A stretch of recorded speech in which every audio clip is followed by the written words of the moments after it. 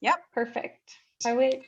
Okay, so I am Toni McGee, and I am from Right On Fundraising here in Oklahoma, but we work in all throughout Oklahoma, in Northwest Arkansas. We have clients in Virginia, Arizona, just about anywhere. We even have had a client from Canada, Carol. So we can help with any of your fundraising kind of needs that you might have with an organization, so you can reach out to us later. The number one reason that people don't give is because they don't get asked. You hear it over and over. It's a standard. Everyone knows it. But how are you going to make some of those asks? So this slide, I feel like this quote really met us where we are today. In good times and in bad, people are going to give because we meet needs, not because our organization needs it, not because everyone needs a raise, not because the building's falling down, none of those reasons. We have to ask right now because we are meeting needs. And so that's a little bit of a change in the facet of thinking, is that when you make those asks, remember, you are meeting a need with that money. And so that's the first thing that you really need to look at is, do you have that crystal clear in your head what need you are asking for? Go ahead, Laura. So this event, this April 8th event, is as much of a true fundraising event as you could have. You could be having a party and do some of the same planning that you need to be doing right now. So I take everything back to the very basics. Every campaign I use, every event that I plan, I use this same gift table. And I sent this to Carol. All of you will be getting this as a deliverable so that you can utilize the same thing. Now, so set a goal, right? What is your goal? Is it $25,000? If so, you're going to need to build a gift table about this big. I put $60,000 into this one because you're going to get some no's along the way. So I build in the 60,000 and then I pencil in all those places that I have colored. I pencil in who I want to ask for that. And so you hopefully, some of the people you ask say yes, and you can keep them on there. If they don't, knock them off and move to the next one. That's the first thing I do so that I already know who I have in my pipeline. If I go about it willy-nilly, I'll forget someone. I know I will. So I sit down and look to see who can I ask for these amounts. And I'm always surprised if someone will give a little more, but sometimes they give a little less. So they change around on the screen a lot. But all of the fundraisers I work with, when I work with them, this is one piece that we always do, is just get the pipeline out there. The next thing in this really is, just like a special event, a relationship event, I would build a small committee around this. That way you have other people who are willing to help you. You have other leadership availability. You have other networks available to you. You actually have someone else who will take the lead on some of these things. So do you have a small committee that you could get to work with you that would be volunteers out in the community that say, I want you to help me support this organization? Big thing to look at. They can just help. If nothing else, they fall back when you say, they said no to me. Think about it. Peer-to-peer asks are so much more powerful. I can go in and ask for $500 and they give me $50 and I consider that go away money. A peer of theirs can go in and ask for $500 and they will get the 500 or more. Next slide, Laura. So matching gifts are a big piece of this campaign. And there are 3 kinds of matching gifts that I want you to think about as you make your plans. You're 7 weeks out, so now's the great time to start thinking about these matching gifts. So an employee match, a lot of companies already have this benefit built in to their organization. Their employee makes a gift, they notify the employer, and the employer cuts a check to you later.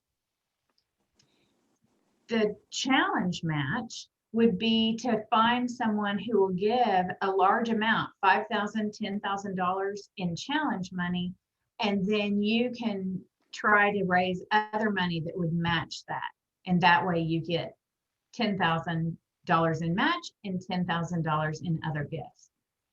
Or a company match, which I've had real success with, and that is that the company says, if all of you will give to something, if you will give to something, I will match that gift at the end of the campaign. Well, so employees tend to take that as, let's stick it to the man a bit. And so they will give a whole lot knowing that their boss is going to have to match it.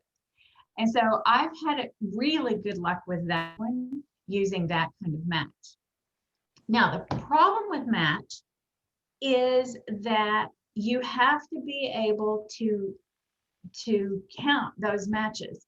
So sometimes an employee match that's built, you won't get that immediately. If it's already built into their company, then their match date may be later on. So that's something that you have to be able to keep track of, is there's a match coming, but we don't have it yet. And Carol, I don't know how that would show up on your NWA gives, your pure charity. But we can talk about that afterwards, but that would be problematic. So let's go to the next one, Laura. So marketing strategy here is huge. You got to tell everybody about the match. They have to know about it to do it. Awareness is funding. If they know what you're doing and they know you have a match, that gets people excited. It gives them something to get into. And so this match needs to be posted on your website. It needs to be on your social media. During the donation time, this is another question Carol can answer later. During the donation, I'm hoping it says there's a match to go with this so that you can track that. On the day of the event, then you should send out an email to everyone, reminding them we have a match, do it. Get this prepared the night before so that the first thing in the morning you can just zip in and hit it. Or use a Boomerang or one of the other programs that will actually just send the email out first thing in the morning that's already loaded, pre-written, pre-everything. Don't wait till noon. Do this first thing.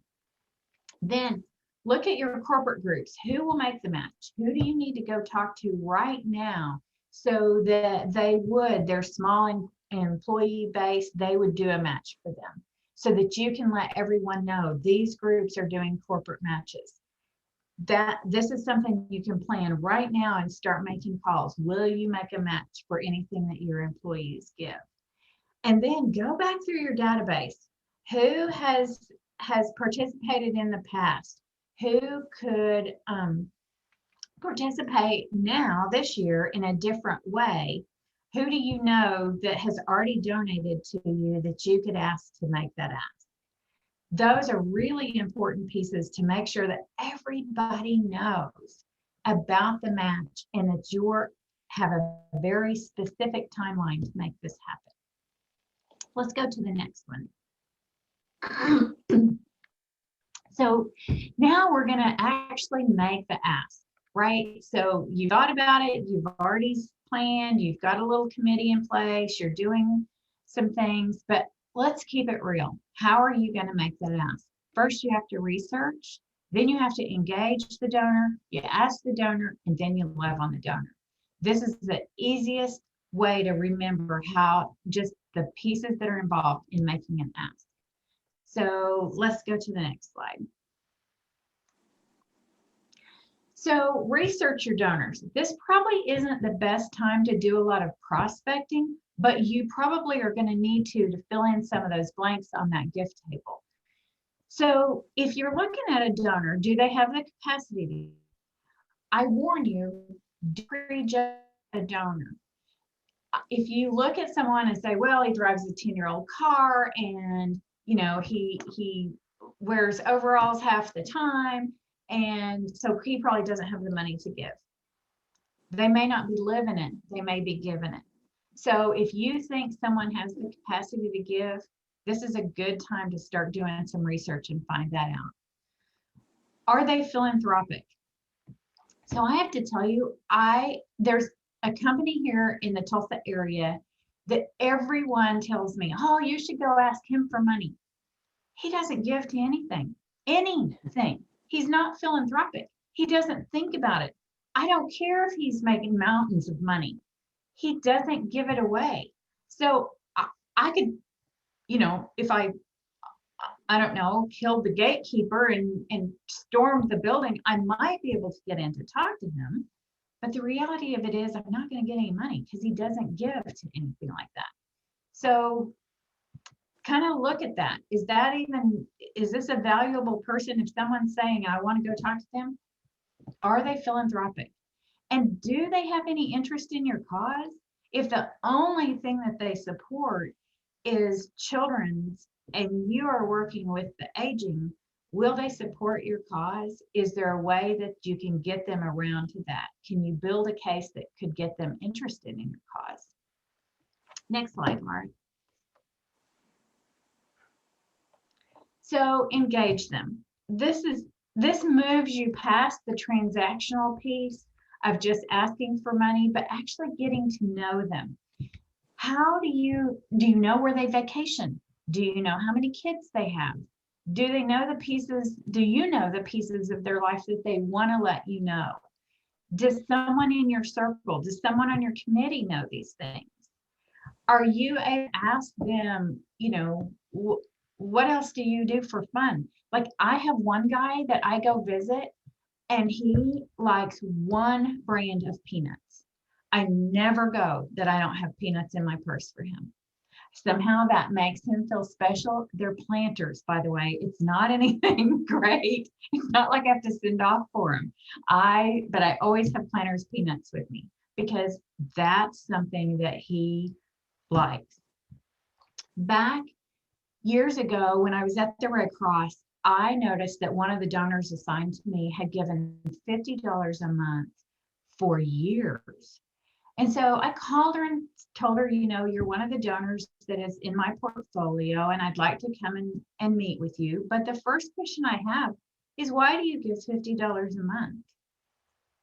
So she told me that back after World War II, her husband had come home from the war injured, and they didn't have any money to buy Christmas presents that year for their 3-year-old child. And so they went to the Red Cross, and the Red Cross gave them $50. That was enough at that time to live for 2 months and buy their daughter a gift for the holidays. So then she kind of started to cry, and she told me that now her husband and her daughter had both already passed, but she felt like it was important to give the $50.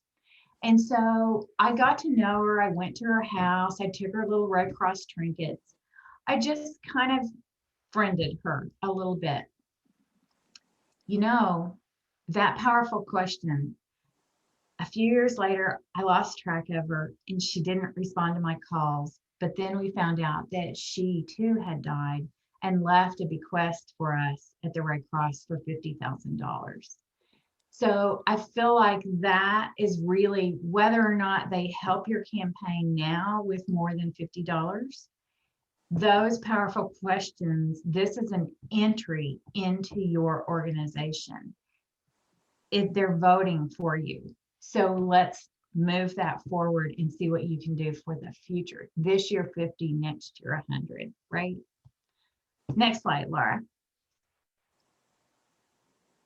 So, okay, now we're down to it. We know about them. We've got them involved a little bit. Someone on our committee knows them.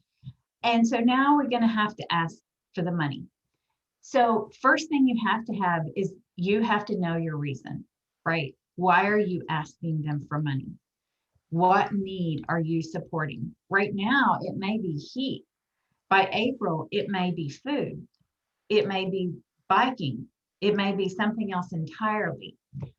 But you need to know your need. And is it a special need that your organization has? Maybe right now you're raising money for this one thing. That may be something that you want to look at.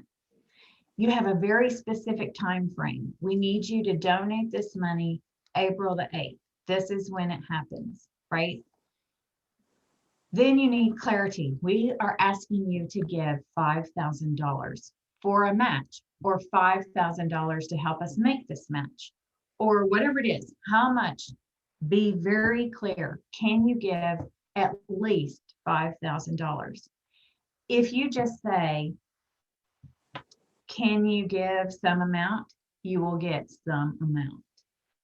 If you say, can you give $1,000? And they pause for a second, and then you say, well, that sounds like a lot. I know, but this is what we need. They come back, that's a lot. So I asked for the 5,000 or whatever amount, and then I usually set for it. Sometimes it's a long set. Sometimes I nearly sweat through my seat waiting a minute or two, which seems like the longest time possible. But if they will tell you, they usually have in their head, they know I'm not coming to just to call on them and bring them peanuts. The man I go to see peanuts, he knows every time I go to see him, I have an ask. So you need to make that clear that you're coming to talk about this campaign, but then make it clear that how much you need and let them respond back. They may say, 5,000 is a lot this year. I can give 1,000 though. Okay, I'm good with that. They may say, I'm disappointed. 5,000. I had already decided I was going to give 10,000 this year. Even better. We're going to dance all the way out the door. This is fantastic. The next piece is be gracious. They've taken your appointment, whether they give you any money or not. You're a time on their calendar. And right now you're in yet one more Zoom call, right? Now, I am telling you, I'm finding that my donors like Zoom calls because they don't have to meet me at the door. They don't have to get me coffee. They don't have to validate my parking. They don't have to walk me back out later. They just take my call. I tell them what I'm looking for. They say yes or no, and then they Zoom me right back off. So don't be afraid to do this by Zoom, but be gracious that they took your call at all. And the last thing is you have to be willing to take a no. I know it is a kick in the head, but it's not personal. You're working for this organization. But the thing I've learned over the years is if a person is philanthropic, I have rarely had a no be an absolute no, don't call me back. Most of the time it's no, not right now, or no, this doesn't interest me, but that does. Or even months later, they may call me back and say, you talked to me about this and I wasn't thinking about it, but now my neighbor's best friend has had this happen and I want to support that now. And so I always try to leave an impression that they can call me back. I leave my card with them, I leave information, and then I move them into the next category, which Laura, you can move to the next slide, which is I love on them. Okay. I know it's probably a Southern thing, but we want to be thanked for 7 times before we get asked again. That's the way it is. So thank you so much for taking my call. Thank you so much for hearing about my organization. Even if they said no, you can thank them for those 2 things.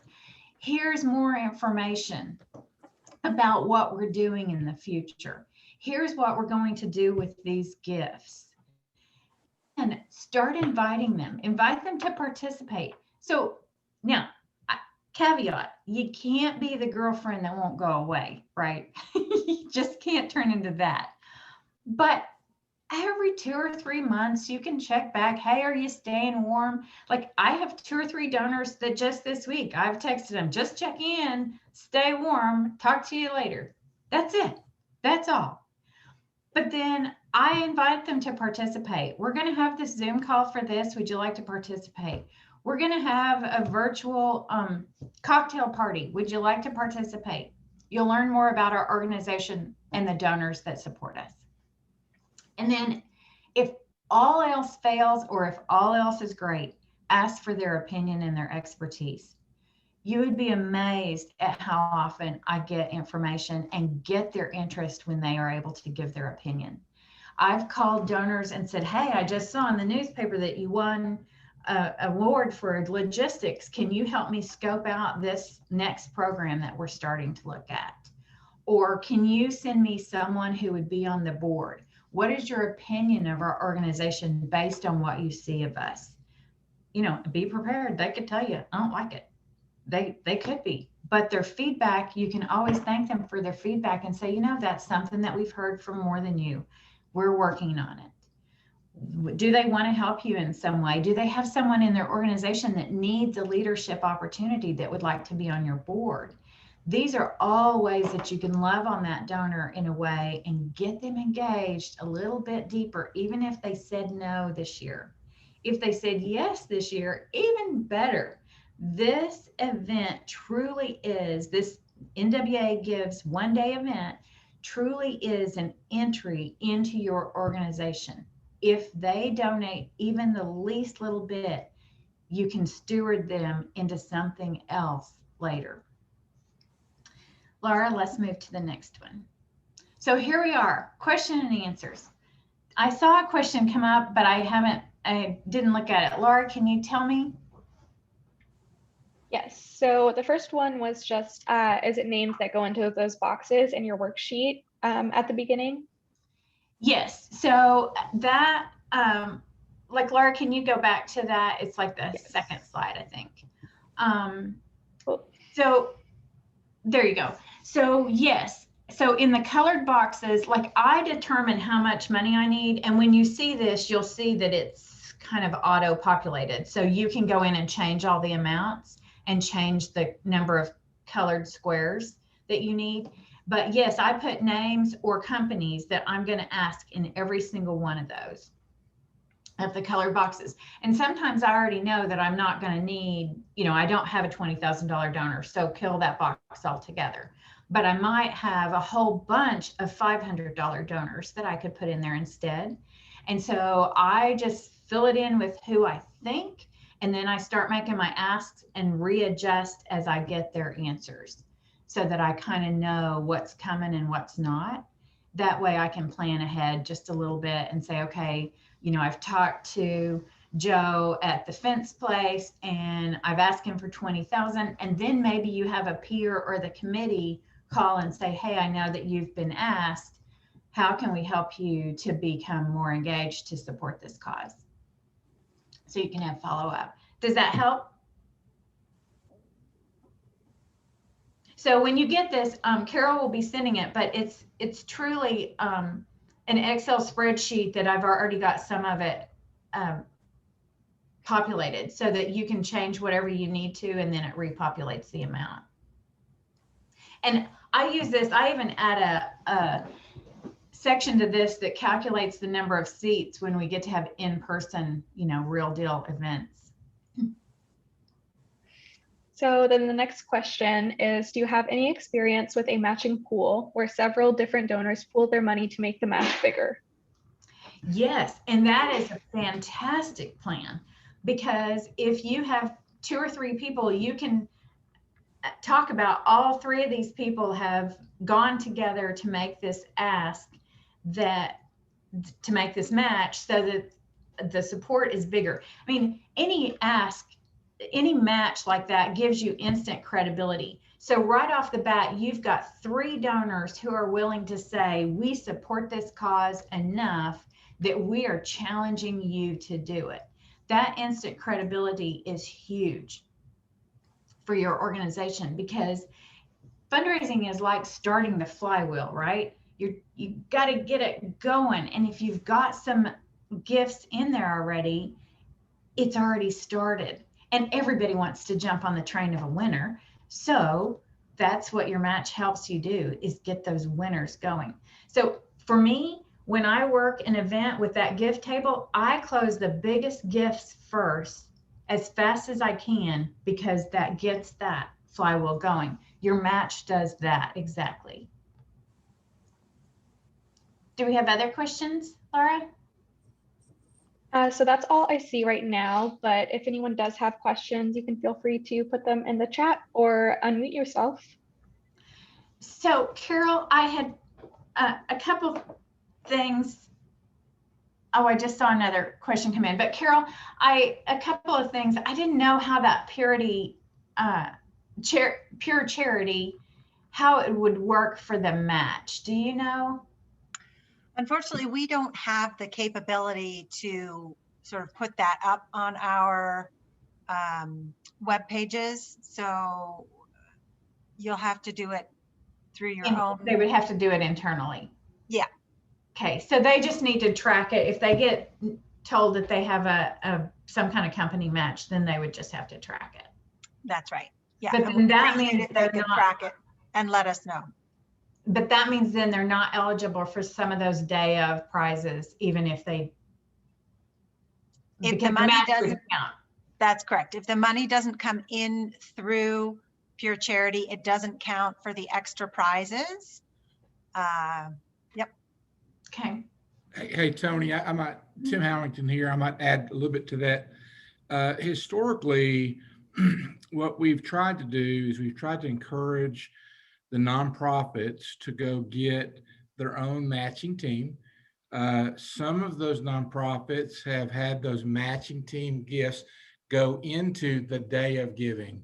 So let's say I'm raising $5,000 matching team, and those matching teams actually give through the Pure Charity site on that giving day.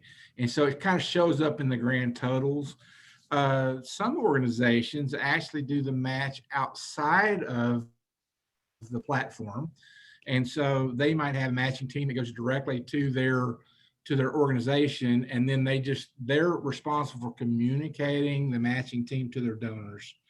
And so it just kind of depends. For some organizations, it really hasn't been that beneficial to send it through the platform.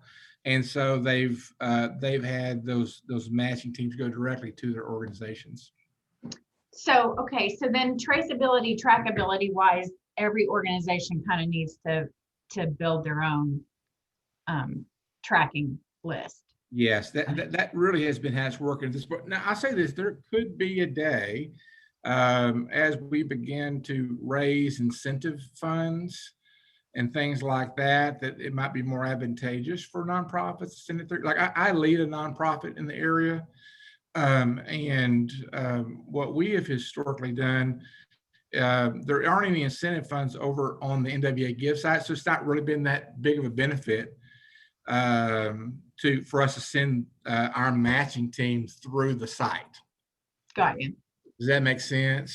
Mm-hmm. But I'll tell you this, if we ever get incentive funds and now all of a sudden there's something matching my matching team, I guarantee you we're running through. Right. Don't figure that out. I'm trying to get Carol to raise a lot of money right now. So as soon as she kind of raises $1 million match incentive fund, we're sending our stuff through. Good deal. So Laura, I see another question has come through. Yes, as a newer nonprofit, how do you suggest finding donors to research and ask? That is a really good question. And I will tell you, so I would look at, and not everybody, luckily you don't know where I live, so you can't send me, poison pen mail. But the thing is, look at other organizations that are similar to yours in the area and see what donors give to them. They're usually, a lot of donors are listed on websites. And so that's a first start place to find a new donor is, well, if this foundation gives to them, there's a likelihood they'll give to you. If this individual gives to them, because you're in the same continuum of care, probably you're not duplicating services so that you're overlapping, but you are in the continuum of care for whatever it is that you're working on. And so usually you can start there and then do some research to see what else these donors give to. you would be surprised at how much information these days is on Google about all of us. We can find out anything. You can look on Zillow and find out where the donors live. You can find out how much their house is worth. You can find out if they have a second home. There's all kinds of things that you can find out about your donors that sounds kind of like, you know, spooky Snoopy, but those are the kind of things that we do to research to find out, you know, are they a good, yeah, okay, this is getting creepy. I told you, it's a little bit creepy, but that's the things that we find out. So like one time I worked to do some research in an area for all the big companies. And so I looked up who were the largest companies. Then I looked up how much money that they made. I mean, I went deep into their organizations, and I had pinpointed one that I just knew were going to give us $1 million. And the very last minute, I went back in and looked at something, and they had done some environmental pollution problem and were being sued by the government for $1 million. Like, take them off the list. So you can find out about companies and individuals just spending a day on Google, honestly. Next question, Laura. Okay, so I believe Tim kind of touched on this part, but Audrey mentioned about strategies on how you do the match for NWA gives. Do we tell donors in the same pool to all donate on pure charity at the same time? Did we answer that, Audrey, or is there something else? Okay. Okay, So those are. I would tell all three of your pool people that yes, definitely, we're going to be putting your name out there. Make sure that they're aware that you're going to be putting their name out there. And if they don't want to be, then you have an anonymous donor and 2 other pals. Now, so here's the thing about anonymous. I like Mr. Anonymous because he doesn't need anything from me. He doesn't need peanuts. I don't have to care what his wife looks like. Any of the stuff that you usually have to find out about people, Mr. Anonymous, you don't. Except that Mr. Anonymous doesn't hold any sway in the community. You know, he's not a big name that can stand out there and say, I've got the punch and I want to make sure this organization hits it. So in this kind of event, Mr. Anonymous doesn't have a lot of power. So, you know, the good, the bad, and the ugly of Mr. Anonymous, right? So any other questions? Those are all that are in the chat, but if anyone has anything else, feel free to speak up.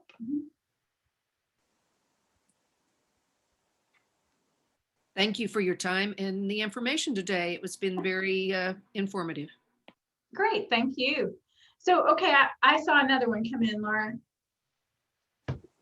You recommend having a small gift for donors.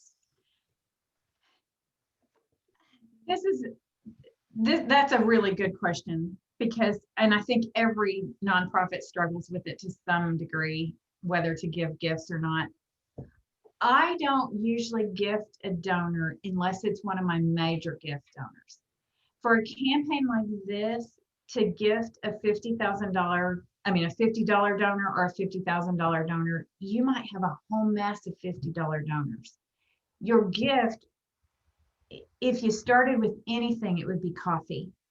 Honestly, just to get to know them. Use this as the way to get to know them. If you're just going to blanket send out little gifts, little notepads for everybody, if that's something you normally do, that's great. But I can't tell you to spend money to do that. The donors don't want it.